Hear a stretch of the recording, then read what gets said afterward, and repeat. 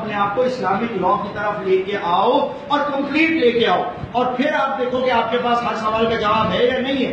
अगर कोई आपसे कहे कि जी इस्लामिक लॉ तो चल नहीं सकता, ये पॉसिबल नहीं है, ये उस दौर का था, आज नहीं है। कल मुझसे बड़े सीनियर एडवोकेट ने ये बात कही, कहने लगा कि जी उस दौर में और आज के दौर में फर्क है, आज ये पॉसिबल नहीं है कि हम इस्लामिक लॉ पे चल सके।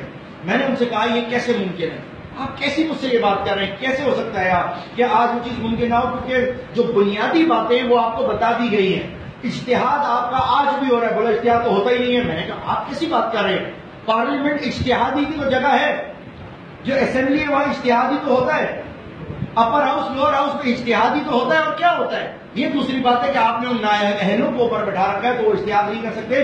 टेक्निकली असेंबली मुज्तहिदीन की जगह है जहां वो इज्तिहाद करते हैं। मसलन मैंने कहा उसूल मुंतखब है। उसूल क्या है? उसूल ये है कि शराब हराम है।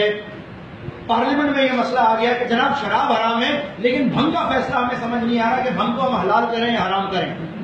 लिहाजा तमाम असेंबली के मेहमान उठ के खड़े होते हैं और बहस करते हैं शराब के ऊपर कि भंग को हराम करे या नहीं। तो लिहाजा जो शख्स चेक करेगा वो ये देखेगा, वहां असेंबली के अंदर जो बहस होगी वो ये कि शराब को हराम क्यों किया गया। पॉइंट नंबर 1, जी शराब इसलिए हराम की गई क्योंकि वो बहुत महंगी है? नहीं।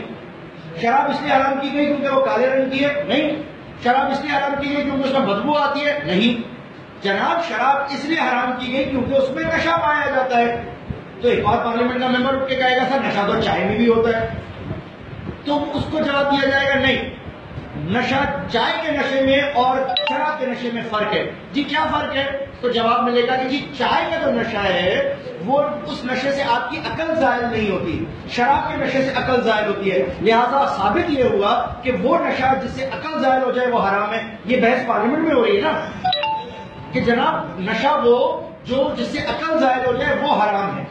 लिहाजा अब जब ये फैसला हो गया हराम है, तो अगला आदमी उठ के खड़ा होगा और खड़े होकर ये सवाल करेगा कि अगर उसकी अकल जायल ना हुई तो, यानी उसने शराब पी और शराब पीने के बाद उसकी अकल जायल ना हुई, वो ड्राइव कर सकता है, वो माँ बहन के दरमियान तमीज कर सकता है, तो क्या इस शख्स को भी सजा दी जाएगी? तो इस्लामी हुकूमत, इस्लामिक लॉ, इस्लामिक हुदूद के तहत आप जवाब देंगे कि नहीं, जिसकी अकल जाहिर में भी आप ये नहीं देंगे।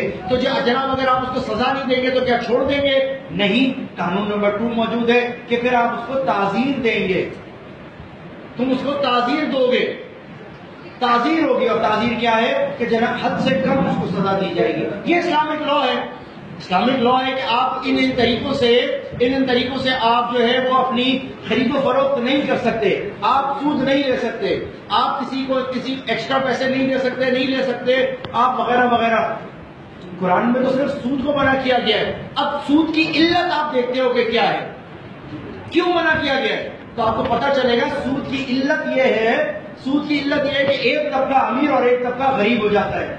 यही इल्लत हो गई कि सूद की वजह से एक आदमी नाजायज मुनाफा कमाता रहता है और मार्केट के अंदर जो है वो गुर्बत पैदा होती है। आपने इस इल्लत को सामने रखा और मौजूदा निजाम को देखा कि क्या कहीं उस पर ऐसा हो रहा है। अगर ऐसा हो रहा है तो आपने उसको हराम करार दे दिया। लेकिन जब आपने उसको हराम करार दे दिया तो क्या उसकी वजह से सारा निजाम आपने लपेट दिया? नहीं। उसके बाद आपके पास मुजारबा आ गया, फिर उसमें मुदारबा आ गया, फिर उसमें दूसरे तरीके आ गए। ये वो तरीके थे जिसके अंदर एक आदमी के हाथ में नहीं दौलत सिमट रही, बल्कि वो लोगों के हाथ में जा रही है। इसकी वजह से आपने उसके ऑल्टरनेट रास्ते निकाल दिए। जो वजह है इस्लामिक लॉ में आप उसको रोकते हो। कौन सी ऐसी चीज है? उन्होंने कहा जी हर 100 फिरके बने हुए। अरे भाई मुझे ये बताओ, मुझे ये